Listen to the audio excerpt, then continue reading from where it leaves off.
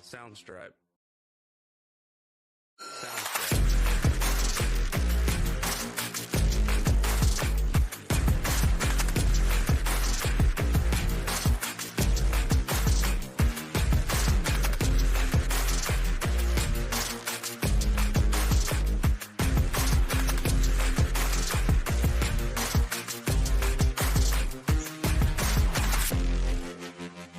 Sound.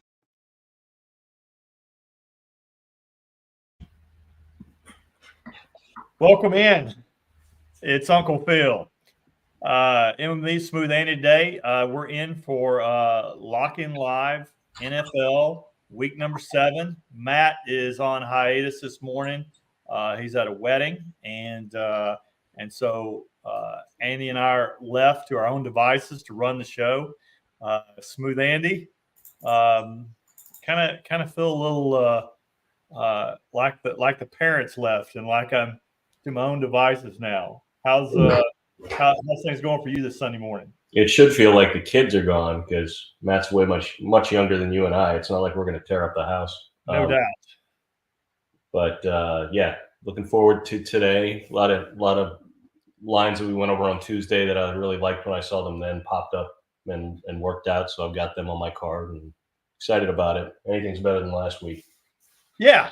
Last week, I eked out a winning week. I've had the past 4 weeks, I've tied one, I've lost one, I've won 2. So feel like I'm on upward trajectory as far as NFL. And I really like the lines this week. I know you do as well. I didn't like college yesterday. I went 2-3-1 on my notebook. So I was, down 1 unit, but at the end of the day, all things considered, probably okay with the result. Not thrilled with it, but really excited to get today because I love the lines today. I think I've said that. I've only said that like 2 or 3 times this season when it's been college or pro, but this week I really like the lines. Excited about it. Smooth Andy, let me give the honors to you. Let's lock in live. What are your best bets that you're locking in live this morning? Okay. I am going to start off with the one that hit the most markers for me, and that was Cleveland playing against Cincinnati today, getting 5.5. That's going to be a 4-dog bet for me. Second one is the New York Giants +3 playing Philadelphia in New York. I liked that one on Tuesday when I saw it, just because if you flip it, it becomes Philadelphia -9 if they were playing in Philly, and that is way too high. Go ahead. The public is just all over Philadelphia on that one as well. It's Sure. I think it's over 75%. So, man, I just I don't know how they're going to do it. I really think that missing their left tackle, Andrew Thomas, is a big deal for the Giants. But Neighbors is back though, isn't he? Yeah, Malik Neighbors is back. I talked to some people this morning. Looks like Dexter Lawrence and Brian Burns are both going to play on that defense. So I think you got some things working for you. Excited for you. Continue on with your best bets. I just had to jump in there with that one because I don't mind. Love that line. That's what we're here for. Yeah, I like that line a lot too. Yeah. Finally, my third one. I've got 4 more going on Twitter. As you can see, my handle down below my video link here. The third one is I don't like this one nearly as much as the first. Well, really the second one in particular. But San Francisco -2. It's hard to go against Andy Reid on a bye, but I'm not really a big believer in those streaks. I think it does show that Andy Reid uses the bye week well, but I'm not necessarily sure that isn't just a little bit of a statistical anomaly as opposed to being, like something that's just a slam dunk. I don't even remember what his record is, but it is good. So it doesn't feel good to have to do this, but I do like the fact that Kansas City's still undefeated. This is in San Francisco. San Francisco is 3-3. They need this more. Kansas City's kind of due for a slip up because they haven't really been dominating yet anyway, and it's not really going to kill them if they lose this game. Yep. So I'm okay with it. It's just a little hard to go against Andy Reid off a bye, but that's yeah. No, and just to add to what you're saying, Andy Reid off a bye straight up has this amazing record. I think it's like 21-4, something like that. But against the spread in Kansas City, his record at I think somebody just chimed in 21-5. So yeah, thanks for the correction on that. But anyway, his record off the bye against the spread in Kansas City is actually a losing record. So that is a little bit of a myth, a little bit of a fallacy. I like where you're headed on that. Take some guts on that one. I'd like it better than if they were in Kansas City, but they're not. Yeah. No. But anyway, I like your plays, very strong plays. Going to head with you a little bit once. We'll go to my best bets today. My best bets are, last week we had a little bit of a theme. We picked on the rookie quarterbacks. The theme is when a rookie quarterback makes their first start, you go against them.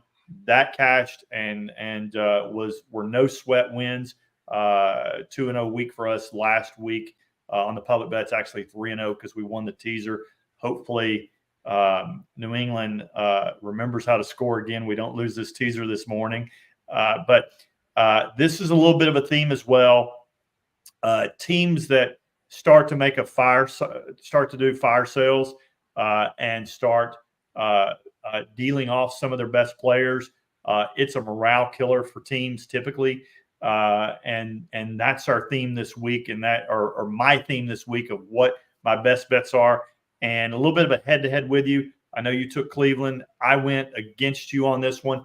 I took Cincinnati -5.5. The Eagles should have covered last week, except for the Browns got one lone touchdown from a blocked field goal at the end of the first half.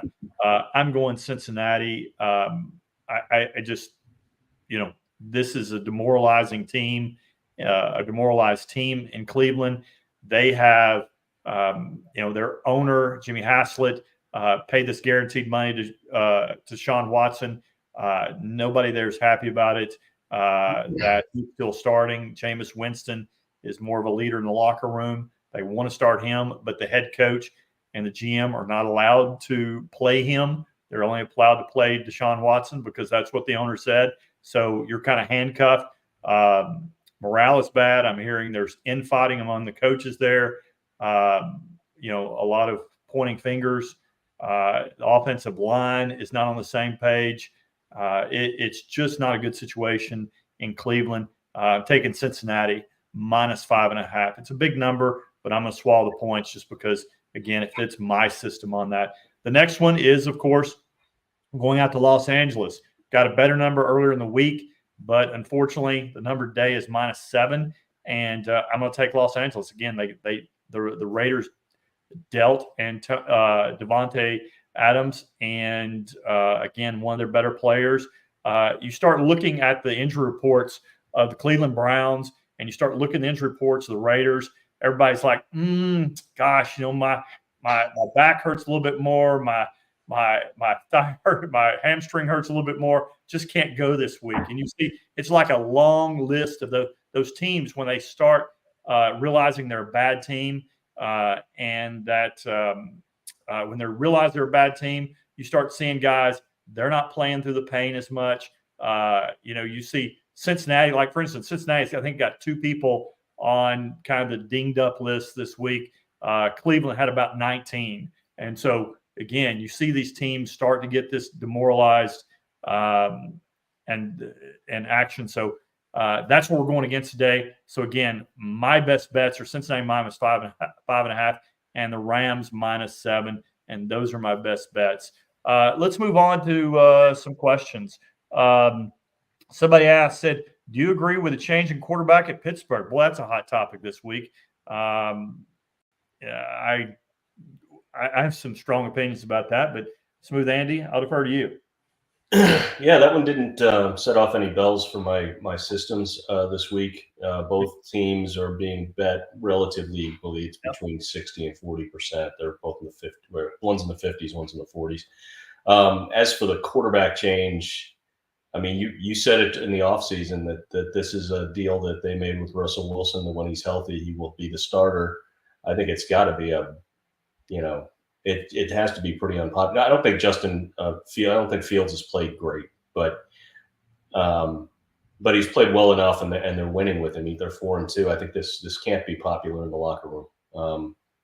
So again, this is something similar to what you're talking about with Cleveland, where someone higher up is making the decision or made the commitment, and now they have to keep their word, even though it might hurt the team. But we'll see. I mean, best thing Russell Wilson can do today is go out and play well. We'll see.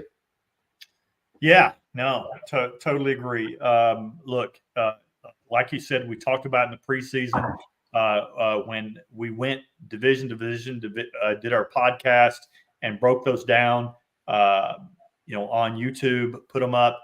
A lot of good stuff came out of that. One of the things that I knew as a fact is that there was a deal made, where Russell Wilson was shopping teams, his agent, and one of the things they had to do is that he wasn't going anywhere as a backup. He had to go in and start, and that was the deal. And so it is an unpopular decision. I'm fairly close to some people in the organization there in that locker room. It's unpopular that Russell Wilson is starting, but unfortunately he is, and that was a deal done. Tomlin's not real happy about it either, but it is what it is. Russell Wilson is far less popular than Justin Fields. Justin Fields is very relatable, very likable guy. Said all the right things at the microphone this week, said, hey, I just got to play better, and took it on himself. But at the end of the day, this was not a decision that was based on performance. It was based on a promise. So good question, and that's the scoop on that. Somebody said over under for the Vikings Lions. I'll take that since you're not a totals guy. If you're playing that one, I think the only thing you can do is play the over. Feels like an over one. We're going to go quick because the game's already started. Packers spread. Look, I haven't looked. Feel like I should have. I like the Packers in this game just because you've got Singletary as a lockdown corner for Houston. But the Packers have this unique system where there's not truly a number one. So you're like, who do you get? And so you've got a matchup issue there. Packers throw to Jordan Love throws to everybody. But I do love Houston now that Joe Mixon's back. Their offensive line's atrocious, but he solves a lot of issues by picking up that blitz. I like it. Do you have any feel on that game real quick? I had a lean on Houston, but not enough for a bet. Yeah. Last one. Do you think Amari can jump in and make a difference right away, or will it take time to learn the Bills system? That's a good question. I think he can make that, if not make it easier on the other players, because Amari is the only person that the Bills have that actually can beat man-to-man coverage, and that's what they need. That's what the Steelers need as well. Steelers need somebody who beats man-to-man. Because George Pickens is all you got, and that's a problem. That's why the Steelers keep trying to find somebody from find a wide receiver to do that. Smooth Andy, your takes on how long it's going to take to assimilate Amari into the Bills?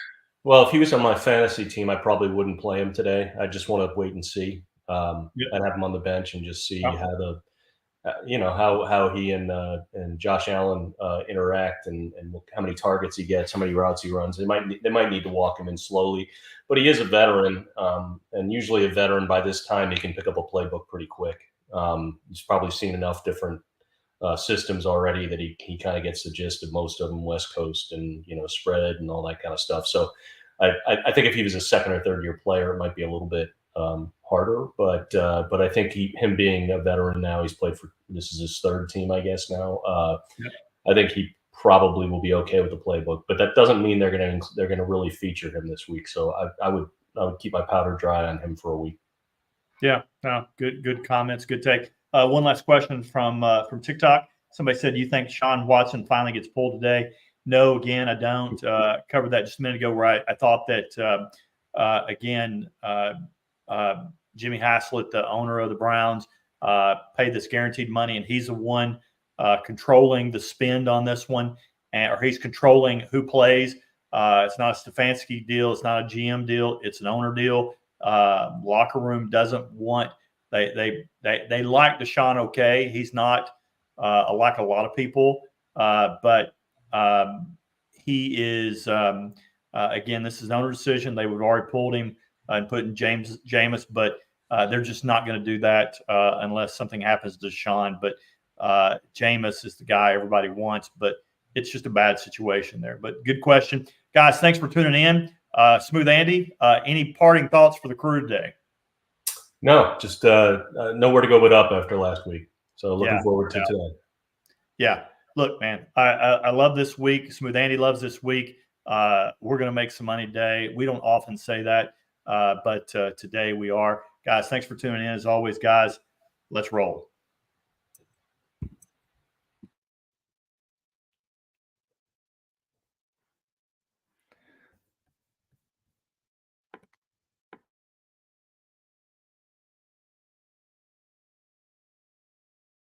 Soundstripe.